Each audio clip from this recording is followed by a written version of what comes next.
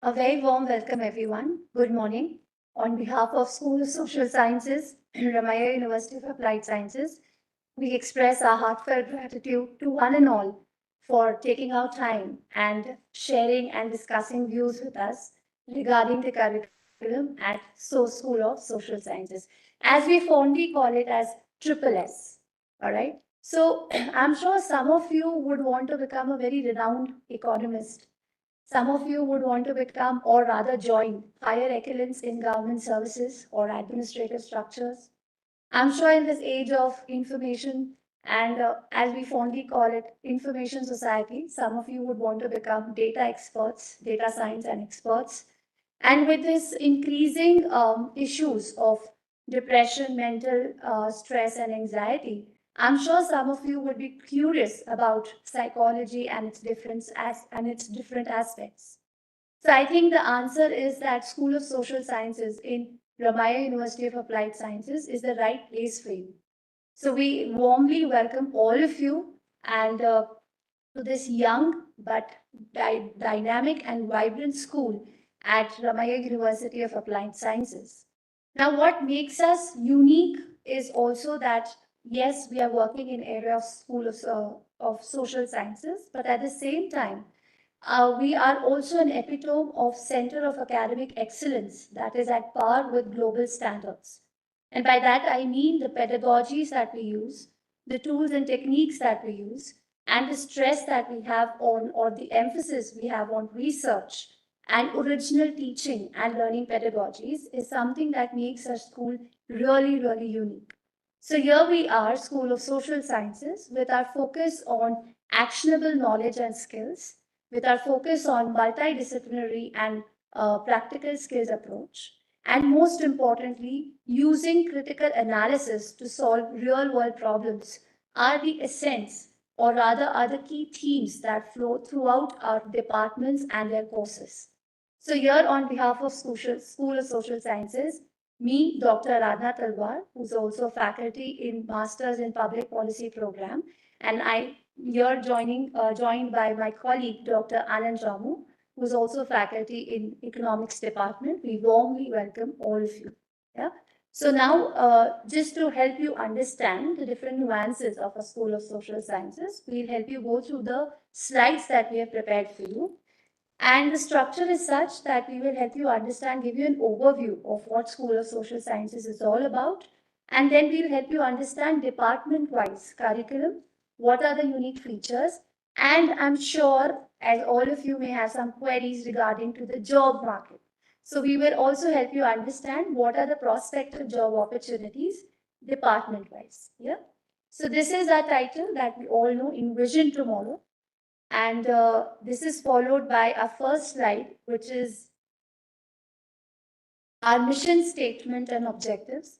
If you read the mission statement objectives, you see that they're reflective of a very high teaching and learning pedagogies and strategies in sense that we all aim on developing a robust academic society with focus on evidence-based multidisciplinary teaching and research ecosystem, with focus on developing competencies and practical skills that are in sync with the job market because of the changing times with changing nature of economy and technology.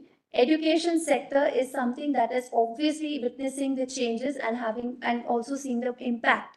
So keeping that in mind, we have also framing, or rather we have framed our courses to meet these demands. We also have other emphasis on imparting knowledge, understanding, and cognitive abilities to train learners in personal development, and most importantly, also to to critically analyze the ideas, mechanisms that shape public policy problems.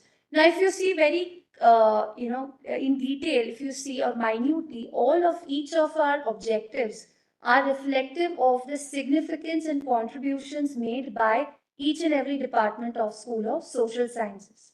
Now, of course, you will ask, what are those departments? We have psychology, we have economics, we have data science and analytics, and for post-graduation degree, we have masters in public policy, right? Now moving on to our uniqueness of School of Social Sciences, what sets us apart?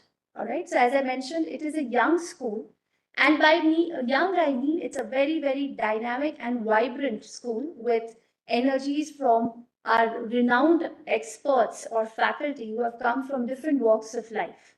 So for example, we have our faculty from premier institutions of India, be it IISc, or ISEC or JNU or IIT Kharagpur, IIT Jodhpur, who bring in their own set of perspectives and learning and teaching standards to enrich the curriculum. Apart from that, we also have people from who are practitioners, who are professors of practice. For example, people who were part of, or rather who are part of government administration, who are also in the law and order establishment. We have people who are also coming and taking up these courses. The idea is to enrich the students from best of both the world, from academics as well as industry experts. All right. Now, the other important uniqueness of our school is that we have adopted NEP, that is our Education Policy 2020, and its unique features. And if when we actually help you understand our department-wise curriculum, you will see the features or the uniqueness of our departments are reflective of NEP. Research-based curriculum, multidisciplinary approach, also mapping the learning outcomes of the students, mentor-mentee relationship, and also ensuring that we are facilitating or enabling our students to enter the job market. So these are some of the features that we have adopted in our NEP.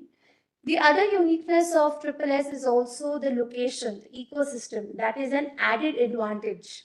So if you see, we have one of the best institutions around Ramaiah College, Ramaiah University campus. And that is also an added advantage for the students who actually then organize events wherein we invite, their colleagues or batchmates or students or learners from these different premier institutions to become part of these events. Likewise, our students also go out and in the past actually have gone out and represented our university and also representing it and also being successful in representation by participating in these different conferences. The other advantage also being that, especially for some departments like psychology, as we are going to also help you understand, that we also have our medical institution right on the campus that helps students for internships. Now, good infrastructure, of course, we also have labs, we have library. Now, our library is a very rich source of books and journals, which many of our students access for or to carry out their research work. Along with the theoretical, our school also focuses on practical and problem-solving approach. As I already mentioned to you, the emphasis is on real-world problems. And by that, I mean that the pedagogies used in our different departments include case studies, it includes role plays, it includes also discussions, seminars, and also roundtable conferences or webinars through which students are encouraged to participate in each of these events so that they are going deeper in their analysis of understanding not only the theories but also their practical application to understand how these concepts and theories can be used to solve real world problems. All right. So apart from that, the uniqueness is also that we impart actionable knowledge and skills which help students to solve real world problems. And lastly, conferences, seminars, workshops, debate competition, roundtable conference, symposiums, etc., and guest lectures are some of the unique features and important ones of School of Social Sciences. So throughout the year, we all have our calendar of every department that is prepared, wherein we have different activities, academic activities, right from conducting conferences to seminars to debates, workshops, etc. For example, in last year, some of the students participated in drafting the Karnataka Youth Policy. It was a policy dialogue, and our students represented the university at that level. And their suggestions and policy recommendations were included in the policy. So these are some of the platforms that we provide to our students that only hones their practical skills along with their academic ones. All right. Now the next is, so here now I invite and I request my colleague, Dr. Anand Ramu, who will also help you understand what are the key aspects of NEP and how it is reflected in our curriculum a bit in detail. Thank you. Thank you. Thank you, Dr. Aradhana. And before starting, I request all of you, if you have any queries, kindly drop your message in the chat box. So we are going to address those issues at the end. As mentioned by Dr. Aradhana, we have adopted new education policy 2020. This is a national education policy 2020, where we concentrate more on multidisciplinary curriculum. In a sense, it includes our compulsory foundation course. Compulsory foundation course are the basic courses which is a must for all the students across all the disciplines in the School of Social Sciences. It includes maths and stats 101, the basic courses in the CFC. And we have a critical text, like we will take important text in economics, in sociology, in data sciences, where the student has to go through those texts in the compulsory foundation courses. Along with that, we have a skill enhancement courses, which makes students job ready. So skill enhancement courses includes courses like statistical softwares, usage of statistical software. It will be an hand-on exercises. And we also have the ability enhancement course. It's like it where like communication skills will improve on such courses. And along with that, we have a core courses where, like, suppose one is taking economics, there will be a core subject in economics, and there will be a discipline specific electives. So students will be given the options in the 6th and 7th semester, where they can choose their job path, and accordingly they can choose the discipline specific electives. And there are open electives, which is not, it's a not discipline specific, but to enhance the knowledge of students in other discipline, we have the open electives also. And evaluation is a continuous evaluation process. It's not like typical semester end exams. So continuous evaluation process, in a sense, the 60% weightage will be given to continuous evaluation, which includes quizzes, surprise tests. This evaluation starts from day 1 to the nth day. And we have assignments and presentations, group discussion, etc. And all these will be included in continuous evaluation process. And 40 is the weightage for semester end exam. In addition, we have a mentor-mentee meeting. Students will be made into groups and will be assigned with one mentor. He will look after their academic progress and any other issues which related to students. And these meetings will be held once in 2 months. And again, we have a co-curricular activities like club activities. We have a different clubs in our department. For instance, in economics, we have Dr. V.K.R. Virao Club, where we will hold many activities where we invite renowned persons to give a guest lecture, and there will be most student activities in the club. And we also organize many academic events as a part of club activity. And we have extracurricular activities, which includes sports. We have a separate department called student affairs, where they address these co-curricular issues. And we encourage students. Also, we facilitate internship when they are in the final semester, and also when they get the summer vacation. So we are going to have a tie-up with a few institutions for this internship. So the students can, in the summer semester, can undergo internship program. And these are all the departments, as she mentioned earlier. The 3 departments we have under the UG program. One is economics. We give BA and BSc honors in economics. This is 4 years course. And data science and analytics, BSc honors. And again, psychology, BSc honors. All these, the duration is 4. So the advantage of this course is, once you finish this 4 years course, you are eligible to enroll for PhD as per new education policy. And we have one master's program on published course. Now I invite my colleague Dr. Aradhana Talwar to brief upon the curriculum and other aspects of MAP. Thank you, Dr. Anand Ramu. Masters in Public Policy program, the department to which I belong, we actually have a very interdisciplinary and multidisciplinary curriculum, taking lenses, or rather using lenses, to analyze a particular issue of public policy through different perspectives.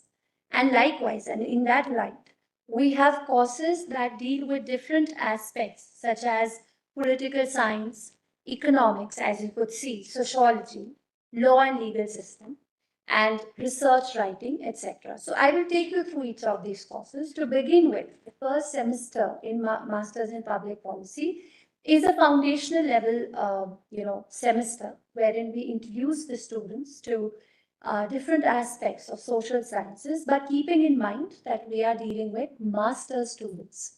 All right. So in that sense, we start first with introduction to public policy, wherein we help our students understand what are the processes, what is actually public policy, why is public policy important, and how does it work. So the answering the main important questions of what, why, and how, right? Then we also help them understand basics of governance, basics of political system, political science, and economics. So we start with microeconomics aspects and moving to then macroeconomic in the coming semesters. We also introduce them to subjects like sociology that, of course, bring in or introduce or rather start debates around topics such as society, gender and development, policies related to gender, etc. And we try to also, along with the lectures, we also have tutorials wherein we bring in a question from case study so that the students gather and ideate over the concepts that have been taught and their practical application in solving these case studies. All right. We also introduce them to law and legal systems, and importantly, research writing and research methodology. So this is as a policy analyst, for example, many of the students that aspire to, writing is a very important part. And by that, I do not mean only emphasizing on the vocabulary, but also style of writing, which helps you analyze the problem, which helps you bring in the policy recommendations, and in a way that is helpful to the organizations wherever the students want to join or become part of. So we train them in also along with the core subjects in some sort of skills that will be required in the public policy field. Then we also have courses dealing with public finance and public policy. We also introduce them to topics such as rural development and panchayat Raj institutions, research methods, methodology. Importantly, we also focus on education sector by helping them understand what are the policies and governance existing in India, how does it work. So simple, what is academic culture? What is university governance? Okay, what are the policies in place that deal with education sector, right from primary to secondary and also pre-primary, primary, secondary, and higher education? So these are some important questions that we try to address. Thank you. We also have papers or subjects like international relations that deals with key concepts and theories of IR, as one would say. So with India making its stand and position, at international community as as a global power, international politics or international relations becomes one of the very, very important aspects when we try to understand policy area. So we try to understand what are the key concepts dealing with state, dealing with power, dealing with national security. How does Indian foreign policy work? So for those aspirants who want to join Ministry of External Affairs, this is one of the very, very important papers that we introduce or we have our students, or rather we offer to our students. We also have other interesting subjects like writing policy brief that helps you understand the difference between a research paper, a policy brief, that helps you understand how can one publish oneself when you are writing a policy recommendation. Similarly, we have interesting papers like geopolitics and security studies. This is also a advanced level subject that we offer for those who are interested, especially in areas of national security, etc. So that's a very interesting paper again. We also have subjects like papers like urban governance and policy, gender policy and inequalities, public health policies, science and technology, data analytics and public policy as part of our curriculum. Now, if you see, interestingly, the curriculum is framed that tick marks the different policy recommendations that have been in place of different policymakers under different governments. So it is NEP. We also are tick marking the international global standards that are set up, or rather, they are reflective of sustainable development goals. So these are all different subjects or papers that we have introduced keeping this in mind. And importantly, they also reflect topics such as ethics, human values, gender, development, etc. All right. And interestingly, in the last semester, we also offer or introduce our students to dissertation. So our students in the last semester are expected to write a detailed dissertation in the form of their project. They can take up any area of their interest, and there are people or faculty who guide them, who supervise them, who are experts from that field. So, for example, last year we have many students who worked in areas of national security, migration, international relations, foreign policy. We also had students working in education sector. We had students working on areas like gender. So such, and of course, science diplomacy. So these are wide, diverse array of topics that our students cover, and we provide them supervisors, we provide them dissertation coordinators that help them to produce a very good, rich quality dissertation. By that I mean dissertation that is culmination of one's reading, one's research, one's on-field study, work, etc. So our students have really been successful in accomplishing or in coming out with very rich, good quality dissertation working in these different areas. And importantly, dissertation is actually also a link between one's studies or curriculum and one entering the job market. So many of our students, and in fact, we encourage our students to take up topics for their dissertation in which they want to make a career or a profession, or they want to continue their higher studies. So that is a linkage between their masters and the stages after whatever they want to pursue after their masters. So we have these all key elements of our curriculum. Now, interestingly, we also have university-wide electives where our students can choose any electives of their choice from different schools that are present on campus. So that gives them the freedom, the space to decide. Suppose if they want to take a subject that complements their area of interest, they can very well do so. That helps them honing their not only academic but also practical skills. So this is overall our curriculum. And so the uniqueness of the program, therefore, first and most important, that it is reflective of the important features of NEP. The question is how?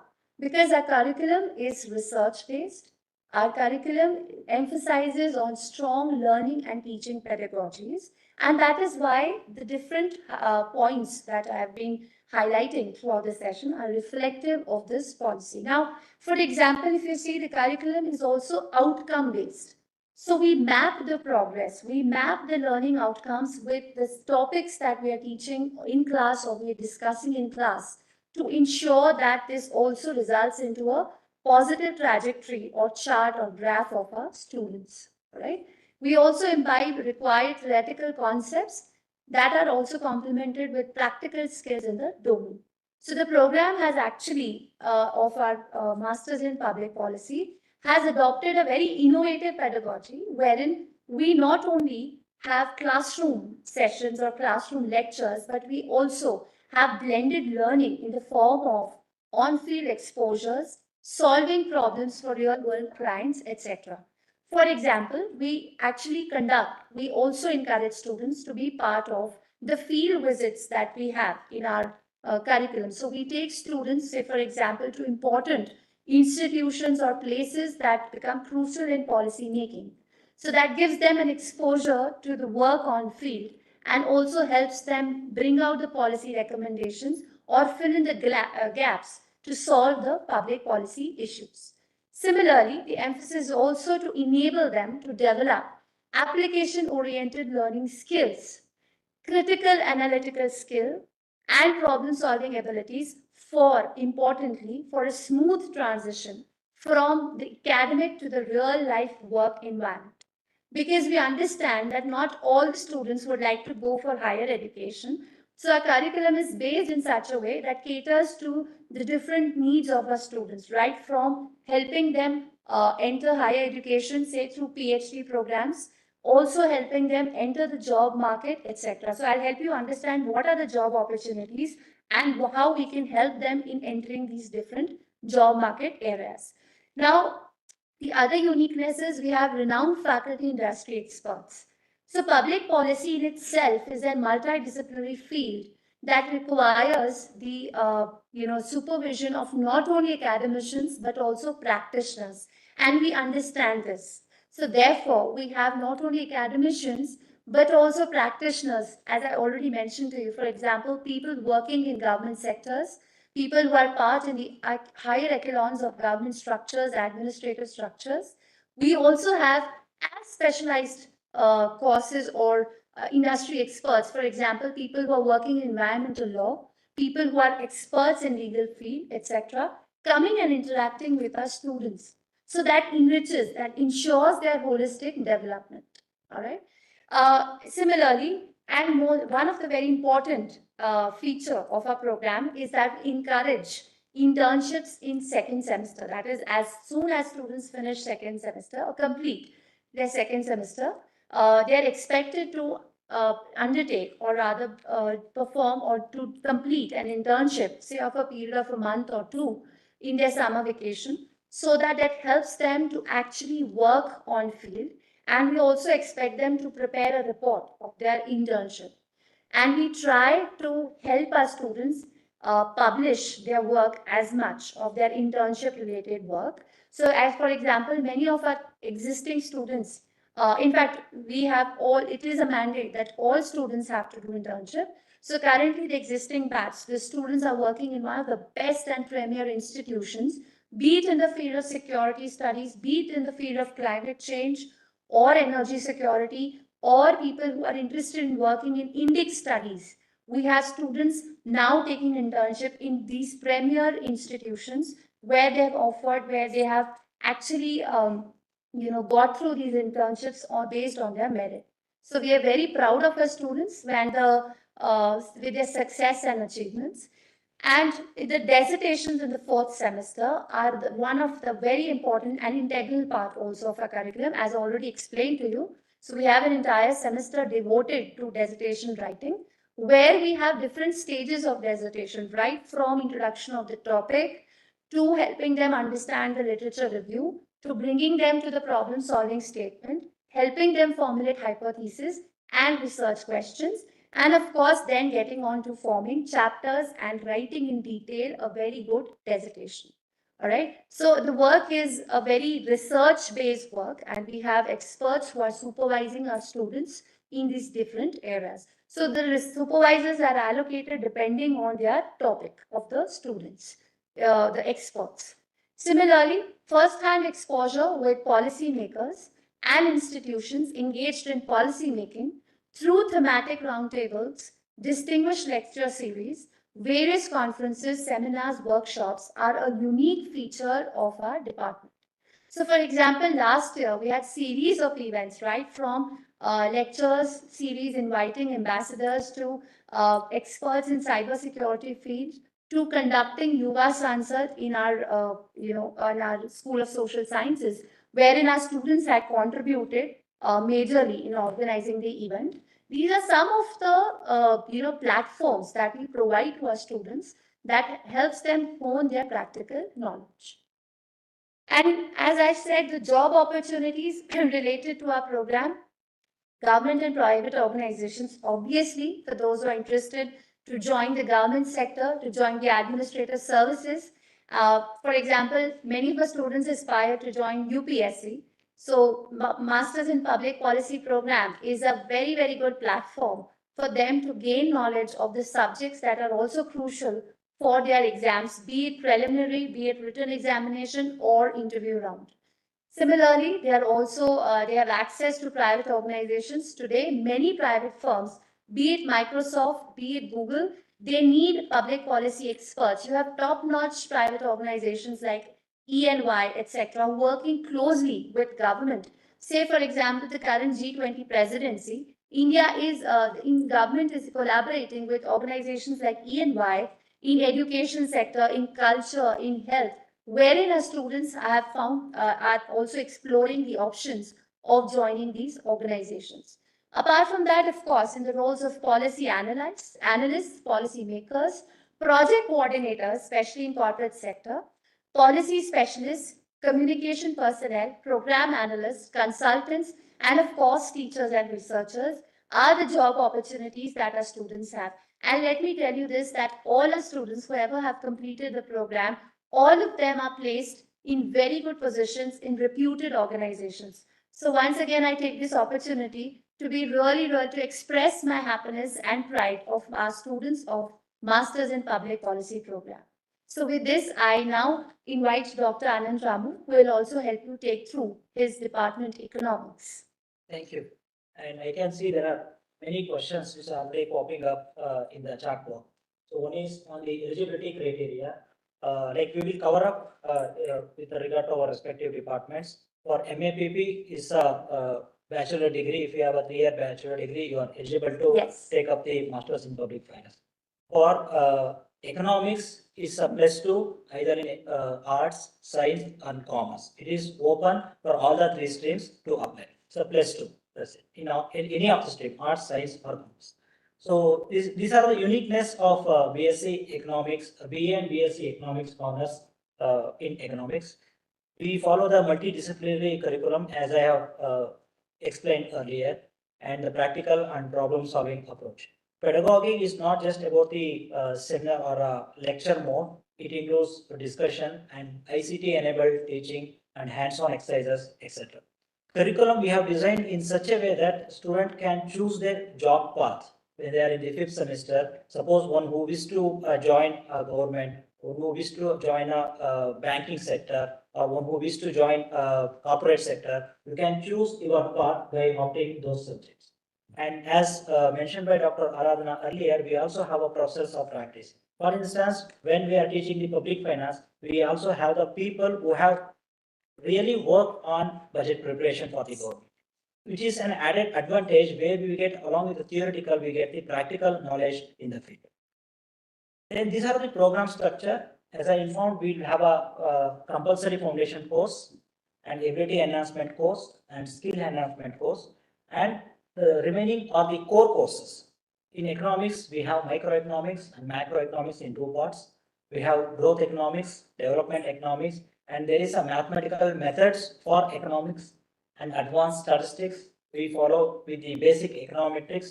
Those who takes BA honors in economics, they can go for economic thought in place of advanced econometrics. In addition, we have Indian economy in 2 parts, environmental economics, and we have public economics, and research methodology is compulsory for all the students. And later on in the 6th semester, we will get the discipline specific electives, where you can see we have labor economics, economics of education, economics of health, industrial economics. For instance, someone who wishes to join industrial sector, he can opt for industrial economics. One who wishes for joining a finance sector, he can go for financial economics, money and banking, and so on. So we have the basket of electives, discipline specific electives, where student can choose. In the final semester, we have a capstone project on internship, where the discipline specific electives which you opt in the 6th semester and 7th semester, it will lead you to the capstone project. Then these are all the broad career opportunities. There are wide career opportunities for economics students. I have grouped into 5 different sections. One is the academia, where you can, if you are interested in academics, you can join teaching on research and as well as consultancy. In a government sector, you can take up the civil service exam once you complete your bachelor's. And for economics, we have Indian Economic Service exam, for which you should also have a master's. And we have a state government services. For instance, like one is planning department of the respective state governments will also conduct certain exams which are exclusively for economics and statistics students. And you have the banking sector, we have a RBI exam. One is general for everyone, and the DEPR department in the RBI also conducts an exam where the economics students, the economics is a must to apply for that. And we have the job opportunities in NABARD and many commercial banks. And in the corporate sector also, like we have the risk analysis and many such posts are open in the corporate sector. And the final option, you also have the working and the NGOs or not for profit organization. These are the career opportunities in economics. I answered few of the questions which appeared on the chat box regarding the eligibility criteria for economics. In a similar way, I request now along with us, we have Professor Anita, who is the HOD of psychology department. She is covering upon the uniqueness of psychology curriculum and job opportunities. I request her to take over and also start with the eligibility criteria for the students to apply for a BSc in psychology. Good morning, everyone. We have BSc Psychology honors in Ramaiah University of Applied Sciences. The uniqueness of this course is we have adopted the NEP policy of 2020, and it gives more opportunity for you to learn the other areas like public policies or the social aspects or the financial aspects. So it becomes more of an integrated course. So first 2 years, you will be learning psychology plus the integrated aspects so that your general knowledge also improves and you will have better hold on other areas also. Then the curriculum includes the practical exposure as well as the theoretical exposure. Along with that, we have field exposures and clinical exposures, which I'll talk about it later. So the curriculum is structured in such a way that it is more of a practical exposure plus job orientation also. So the uniqueness of our campus is we have two hospitals. One is the medical and teaching hospital. Another is the corporate hospital. Along with this, we have the Ayurveda hospitals plus the nursing and pharmaceutical department also. Now here, there is no need for students to go out and explore for internship programs or for expertise knowledge. Everything is within the campus itself. So this is the uniqueness of the course of psychology. Then next, coming to the curriculum, see, the first is the theoretical aspect, then comes the practical aspect, then comes the job orientation, then comes your passion in whichever area you would like to work or branch out. The curriculum is designed in such a way that it is more of an integrated aspect. And here in the curriculum, we have put basics of psychology. Now, basics of psychology is included because we have students coming from different streams like arts, maths, science, and other programs also. So they have to have a good understanding of the concepts. So the introduction to psychology or basics of psychology is included. Then cognitive psychology is included because it deals with the higher mental processes like thinking, memory, problem solving, intelligence, and all. So these are all the ones that a student have to know about the higher mental processes. Then we have two streams, track 1 or track 2, where track 1 is of clinical psychology and track 2 is of human resource management. So if a student opts for a clinical psychology or if the student has a passion to become a clinical psychologist, then they opt for that particular track. Now, how the track is streamlined is they learn the basics of psychology, they learn the higher mental processes, then they come to the clinical psychology or dealing with human behavior. So the normal development they'll be learning, the normal development of a human being, they'll learn. After that, they will learn the psychopathology. Psychopathology in the sense the disorders of the mental health, whether it is related to the child, adolescent, or the adults. So the pathology they'll be learning. After the pathology comes the counseling. That is how the counseling has to be done and who can become a better counselors, how the environment should be and which type of group you have to do the counseling. Then comes the intervention. Suppose if you identify a person has a severe chronic mental health issues, then intervention has to take place. So the program is structured in such a way that they learn the normal development, they learn the abnormality, they learn the counseling, then the student learn the intervention program. So the clinical aspect is designed in such a way that after your 4 years of honors course, you can work as a consultant or in any of the hospitals, which I'll be dealing with it later in elaboration. Then when it comes to the HR, that is human resource management, here also a student who has a passion to work in corporate sectors or in a multinational company, whichever where the administration is involved, they can get into HRM.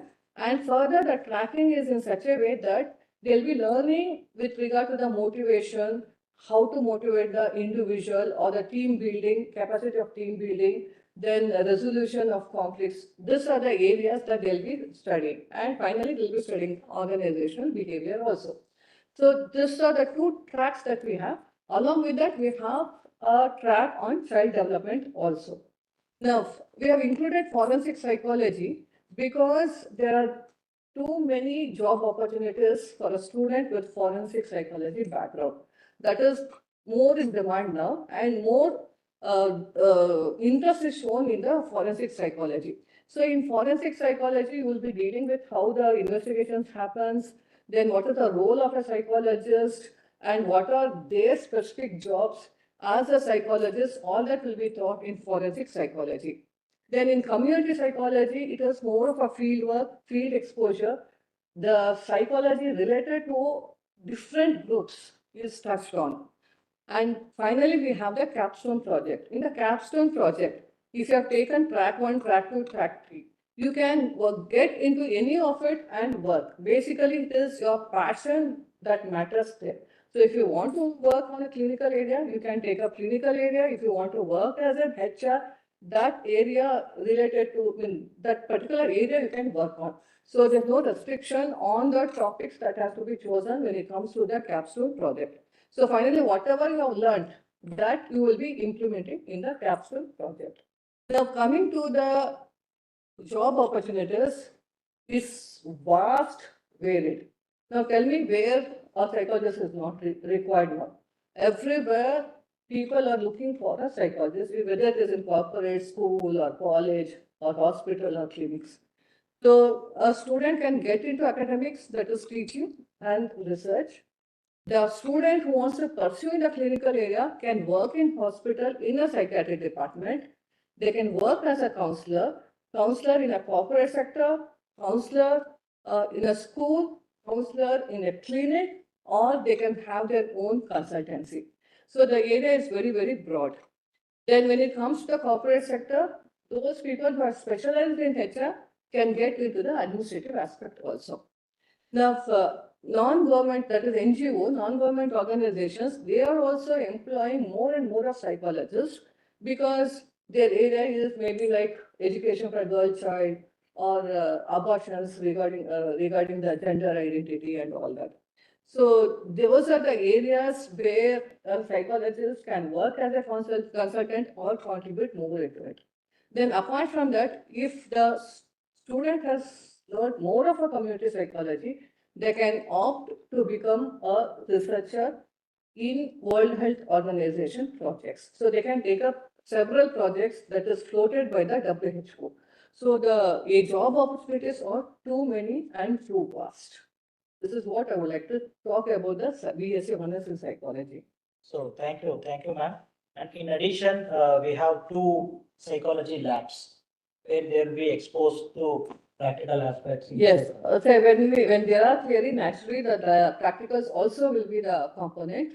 And the best part of this psychology is there will be more of clinical visits, field visits, community visits. So we give more importance to the visits because the practical applications are in the field, not in the classroom. And another thing is we invite the experts from the medical college or the practitioners we invite, and we invite experts from demands also and NGOs also, where they can give you more information, the areas that you can work on or what is happening currently in the field. So those are the main things that we are focusing on currently. So you will have theoretical exposure plus the practical exposure. That is, practical exposure is the assessments that you will be learning, and then the field exposure. Apart from this, we are starting the counseling center also, where you can be an observer or you can work as a support group. So that exposure also you will be getting from the counseling cell, which is hosted from the university. So thank you. Now I call upon Dr. Sudarshana Iyengar, who is Assistant Professor in Department of Data Science and Analytics, to brief you on uniqueness as well as program structure and job opportunities in data science and analytics. Okay, thank you, Anand Swami. Hello, students. It's very nice to meet you all today morning. So let me first talk about, first of all, what is this data science? Why this data science is having such a big hype? See, some years back, what all we could do? We could do work in Excel. I'm talking about 1990s to 2000. At that time, we could boast big storage bins, floppy disks with 1.4 MB. But then happened this semiconductor revolution, because of which we had high computing devices, very good processors, storage devices exceeding 2 terabytes and all that. Now, what did that lead to? That led us to a better processing of data. Now we can handle the data, we can process the data, we can store the data, and then get some information from the data. See, the world is same. The information generated has always been same. But why is it that today we are talking about data science? We are talking about data science today because processing speeds have improved. The way we store the data, the way we handle the data, everything has improved. Okay. So now when I say data, what is data? Data can be text, data can be video, data can be XML files, JSON files, everything in the world is data. Even now I'm talking to you, I am giving you some information. This information is data. You have a doubt, you are typing something in the chat bot. That is a data. This data is relevant to Ramaiah University because we want to answer your questions. Okay. So from a business perspective, everything that has an information from which some decisions can be made is a data. And the entire course of data science is designed so that we can process the data. Now, when I say data, it just doesn't stop with the data alone. How do you get the data? Data can be from machines, from the sensors. You have pollution sensors around Bangalore, right?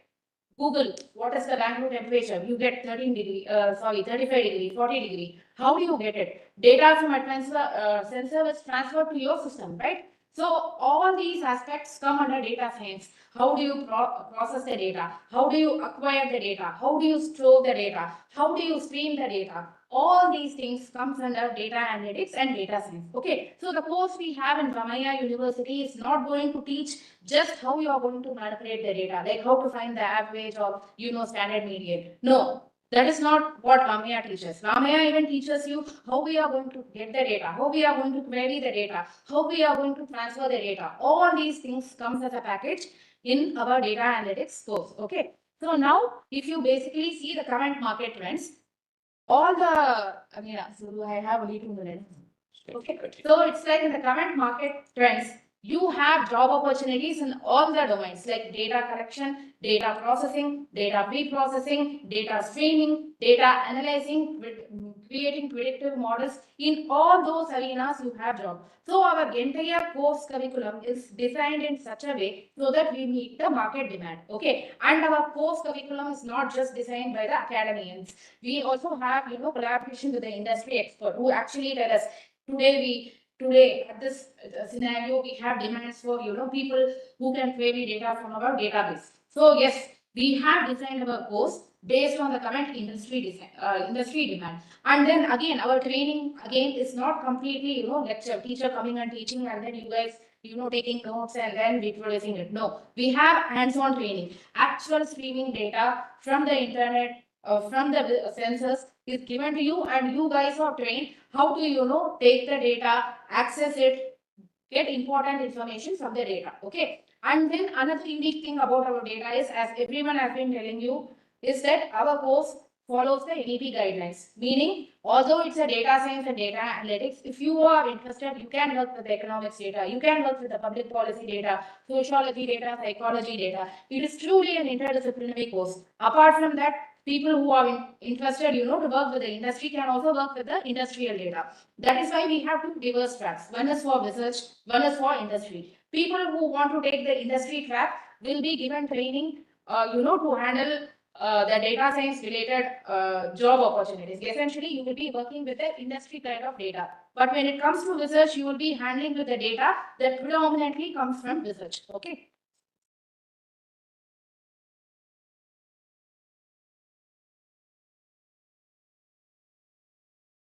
Okay, so maybe I'll just talk about the curriculum till the slides are changed.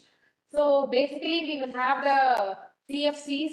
Yeah, okay. So what all do we teach our data analytics students? So first thing is mathematics and statistics. Any numerical data, you need mathematics, you need statistics to analyze them. Then we also teach about data pre-processing and cleaning. This is important. Sometimes, see, even in this chat, some people write questions, some people can give emoji. So data is varied, right? We have to process it. I ask you, how is the day today? Some may give thumbs up, some may give 100%, some may give fire emoji, some may write, my day was amazing. So a simple question has a baby answer, right? So all these things need to be pre-processed. And sometimes we need to clean the data, because sometimes when we get data from the sensors, right? Sensors can fail doing sometimes, and sometimes we may have blank data. So data cleaning and data pre-processing is extremely important. Then we teach you about the exploratory data analysis. This is the first basic thing you will do whenever you get a data. This gives you preliminary insights from which you can make some decisions about which way I should proceed. Then we teach you about database management. As I told you, data comes in various types. It is structured, it is not structured, text, video, in Excel sheet, in XML files, in CSV, in JSON format. So all these data need to be managed. You type in Amazon for a product you want. Immediately Amazon displays everything, right? How does it do? It is because of a very good database management system where you query for, say, Bluetooth headset, and then immediately information related to Bluetooth headset is produced. Okay, so we teach all of that here. Then business intelligence, yes, whatever data you have, you find something important, but how do you convey to others? For instance, we have here economics public policy, right? This time budget was announced by our finance minister. Not everyone will know economics, but being a public, we have the right to know what the government of India has decided. So it is a, government India's main concern to inform us about main things of budget. How do they do that? Business intelligence. They boil it down in such a way that we all can understand. Not everyone will understand if they say fiscal deficit is something, or say GDP is something, or this is something, right? But if it is nicely said that we have put a nice graph, and if nice visualizations are added, everybody knows, understand. Suddenly, economics looks easy. It's not easy, but I'm saying that is where business intelligence plays a vital role. Because you cannot expect everyone to know skewness or kurtosis or hypothesis testing. Then how will you convey your information to the general public? That is where business intelligence plays a vital role. Okay, then you have the predictive modeling. In predictive modeling comes your machine learning and artificial intelligence, deep learning. What do you do here? From that data, can I make a prediction? So I have the data here, I have used my statistics, I have told people that, hey, my class average is this, my class standard deviation is this, but can I use it for some prediction? Otherwise, what is the purpose of me collecting the data? I should do something which improves my business question, right? So that is where predictive modeling plays a vital role. And we teach predictive modeling. There are 3 to 4 courses in the same thing. Then application oriented. Data sciences doesn't just stop with analyzing the data. Sometimes we use computer vision, right? During COVID times, what did we do? We could not have people monitoring people. We had robots. In fact, Inventor robot, what it did, every time a new person enters a building, you have to just stand in front of the robot. The robot is going to scan you, look at the temperature, and actually classify you as COVID positive or COVID negative. And after that, this person could either go in or go to a restricted room. So all these things are application oriented. You use a machine learning model. This machine learning model is making a prediction. And after making a prediction, you either allow the person or not allow the person. And not just here, everywhere else it can be used. Even in banking, if a transaction is fraudulent or not. In medical imaging, AIMS Hospital in Delhi has close to 27,000 patients, OPD patients in one day. That is like close to, more than 1,000 patients in an hour. Now imagine the amount of stress doctors there would have. If we have a very good predictive model that can actually screen the patients before sending to doctor, then imagine how easy our lives would be. Of course, that also means that our model has to be accurate.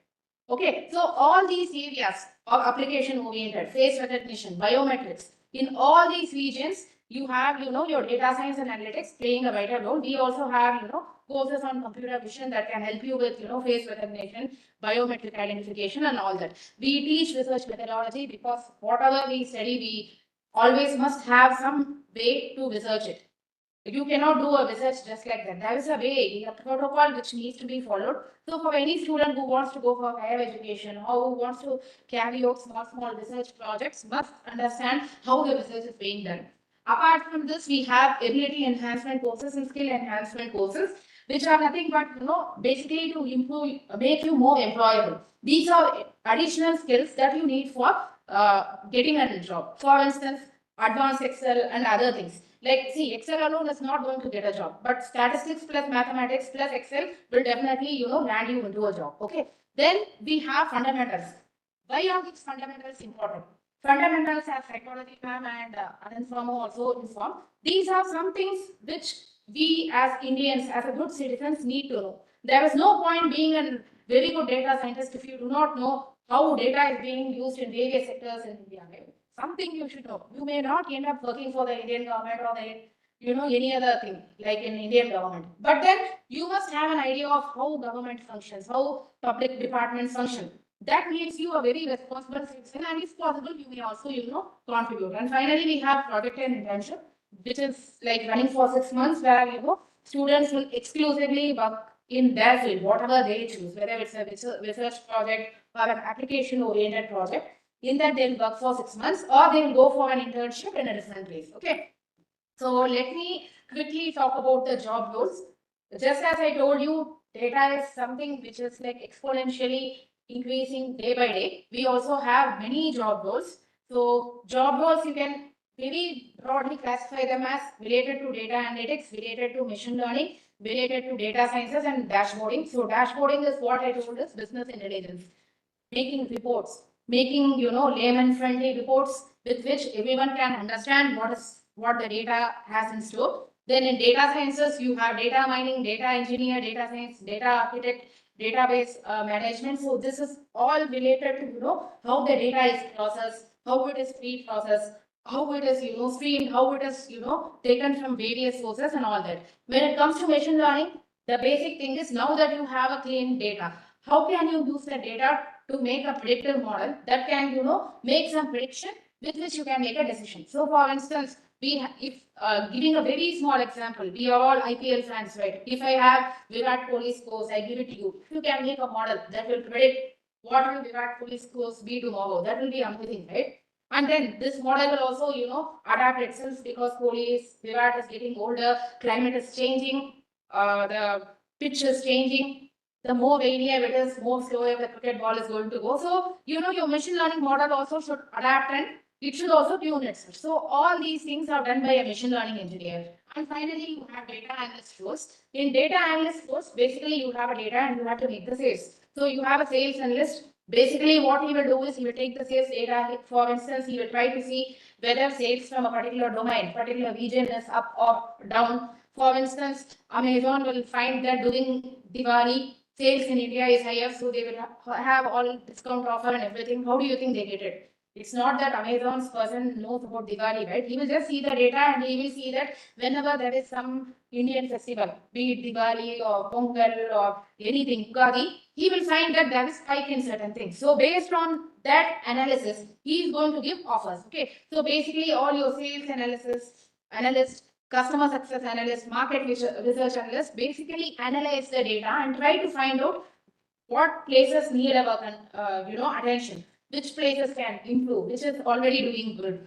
All these kind of basic analysis is done by the data analyst roles. Okay. So within each also there are further classification, but right now I'll stop with this. So for eligibility, anyone with a very good marks in your 12th standard, be in commerce stream, art stream or science stream is eligible to take data sciences course.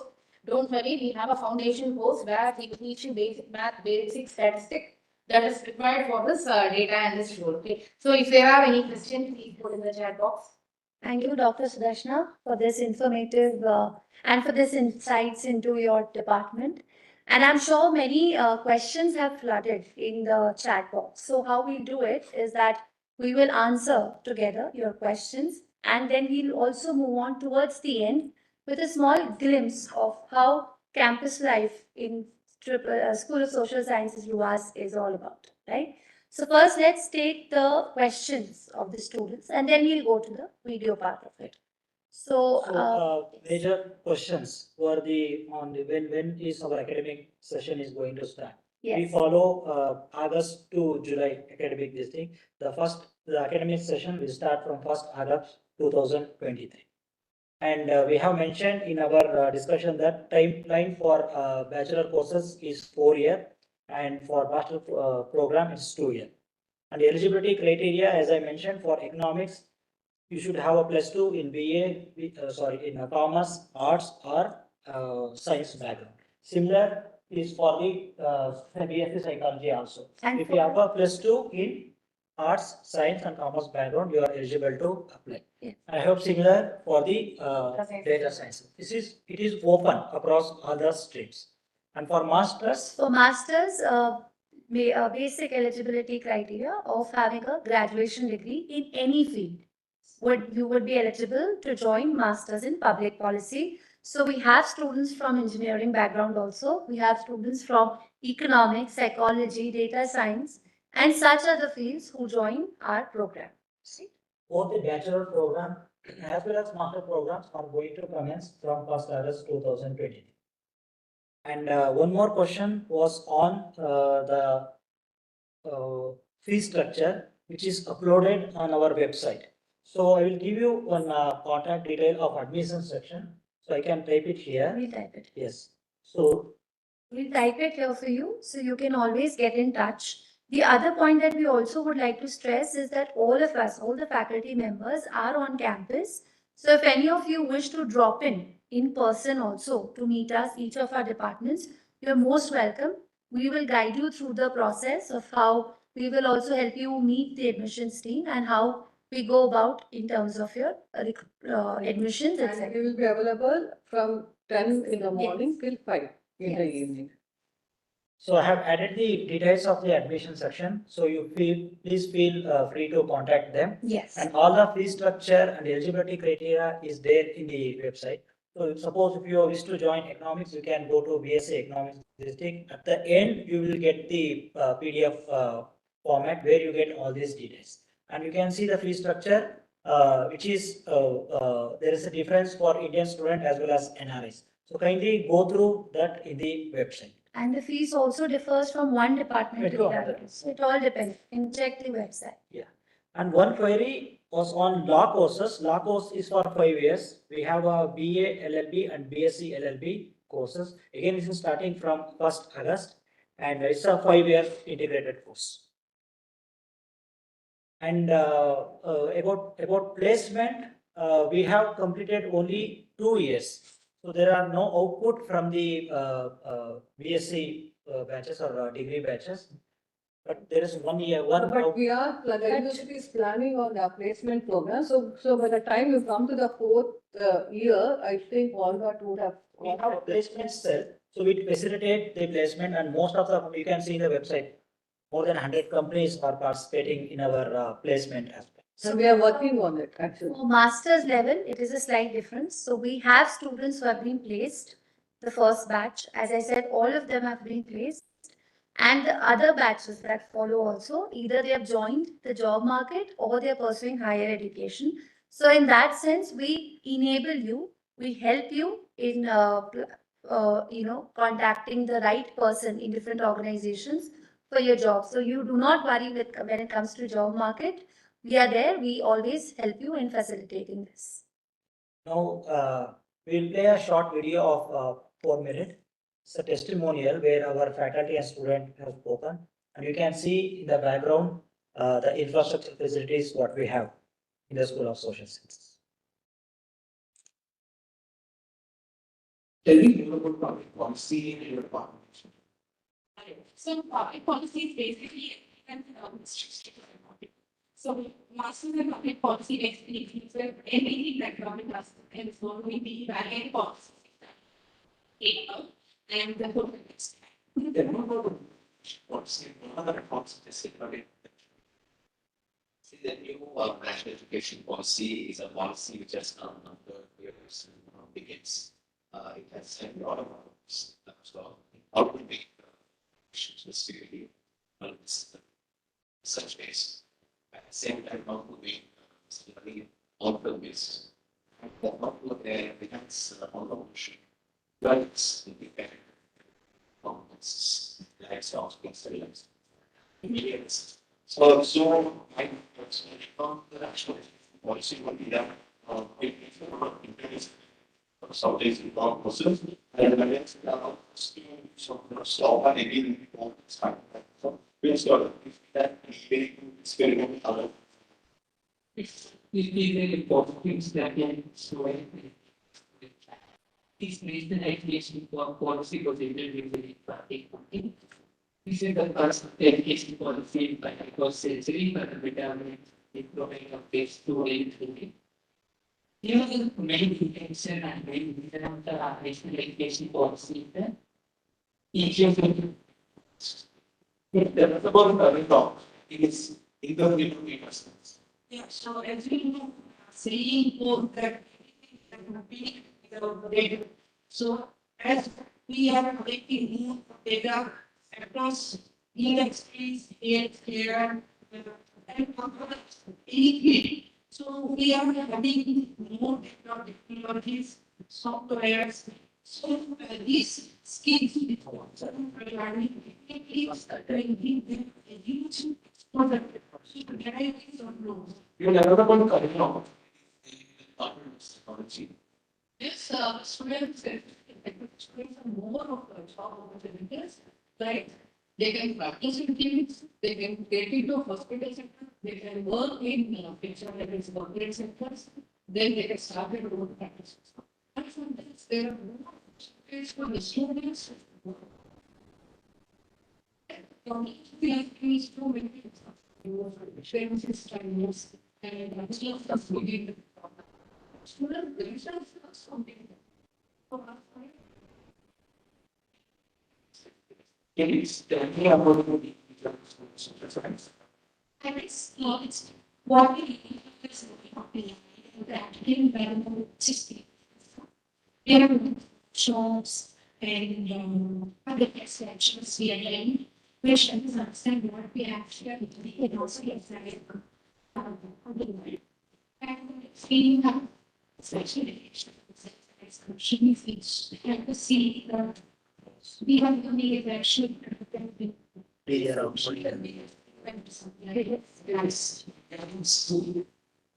we want fosters interest one surprise is to promote things. It says that we have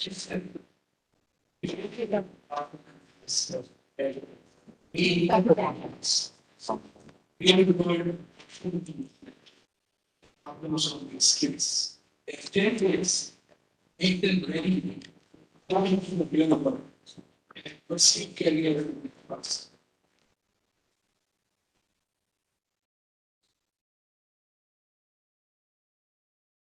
So this is the glimpse of our triple S.